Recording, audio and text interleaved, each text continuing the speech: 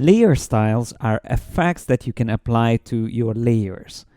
You can access them by double-clicking on a layer or going down to the bottom of the Layers panel and clicking on the FX icon, from which you get a list, and you can choose whichever effect you would like to apply. So let's say we would like to apply a drop shadow for one of these images. So once I click on that, that will bring us to the Layer Style dialog box, which is really big. So I always prefer to move this to the side so I can see what's happening in the background. When you select the drop shadow option, you will get all the attributes and the properties of this effect. But instead of changing the values here, you can also just click and drag the shadow around in the actual document window.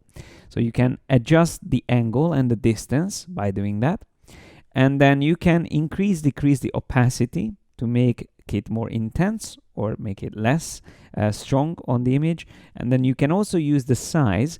If you reduce the size, then you get a very sharp edge for the shadow. If you increase it, you can blur the shadow out. So that's how you use the drop shadow in a nutshell. But then you can also add other effects. Let's say stroke. Now, whenever you add multiple effects, make sure you don't just simply tick that box there, but also click on the word, because that way you get the options as well. So here, for example, with stroke, we can change the color of the stroke. I'm going to use white, and let's change the position to inside. And then we can also change the size so it's not so thick, something like that. Once you are ready with setting up your effects, you can click OK. And you will notice the effects will be there in the Layers panel, and you can turn them off or back on, or you can also turn them off individually, and you can double click on any of these effects to go back and make changes to them. So they are completely editable at any time. An interesting feature which was introduced in Photoshop CC is that some of the effects can actually be duplicated. So for example, we can have multiple strokes on the same image.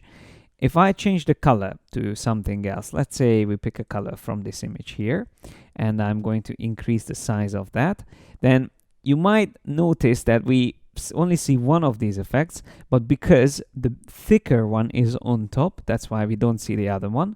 You just have to click on this arrow here to move an effect down, and you can see now we have two strokes.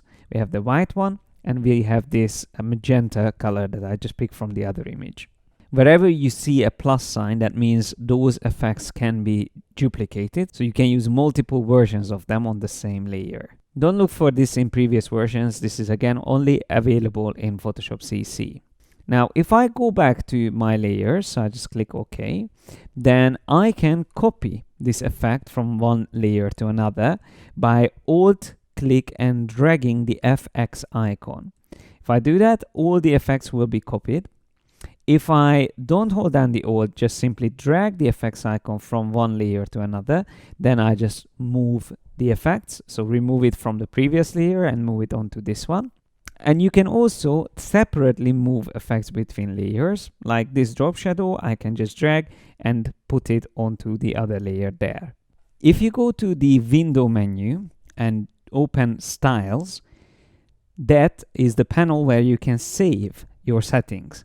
So I have this image selected and I click on new style. I can call this whatever I want, double stroke and shadow, for example. And you see we have an option here, add to my current library as well, which is only in Creative Cloud version of Photoshop.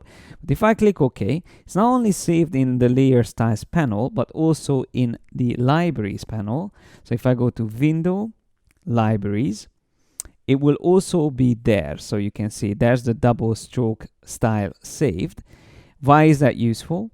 Well, this styles option might not be always available in other documents, but as long as it's saved into your libraries, you will always be able to find it from this panel in any of the document and even other computers. As long as you log into your Creative Cloud account, you will be able to find all your saved layer styles.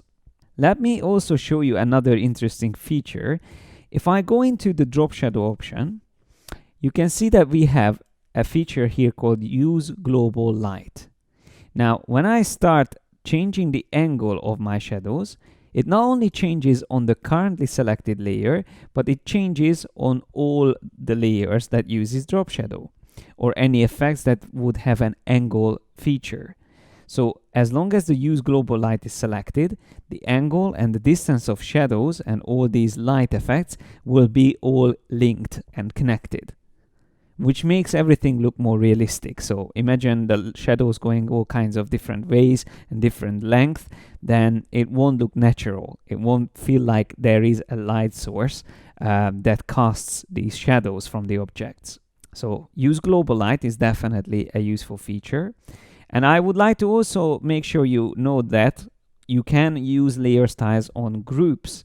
So if I select these 3 layers and go to layer group layers, or Command G, which puts them all into a group, then instead of having the effects on the individual layers, we can drag the effects onto the group itself, and then I can right click on these other layers within the layer group and clear the layer styles, because we don't need to have them twice.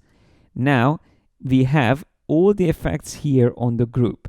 So I can turn it on and off, and you see all 3 layers are affected by these layer styles. So if you want to use the same style, instead of duplicating it, just put everything in a group and apply the effects on the group itself. And as long as the images are within that group, they will be affected. As soon as I move it outside of the group, you see now it doesn't have those effects. But once I put it back, again, it will receive the layer style from the layer group. And that's all you really need to know about layer styles in Photoshop.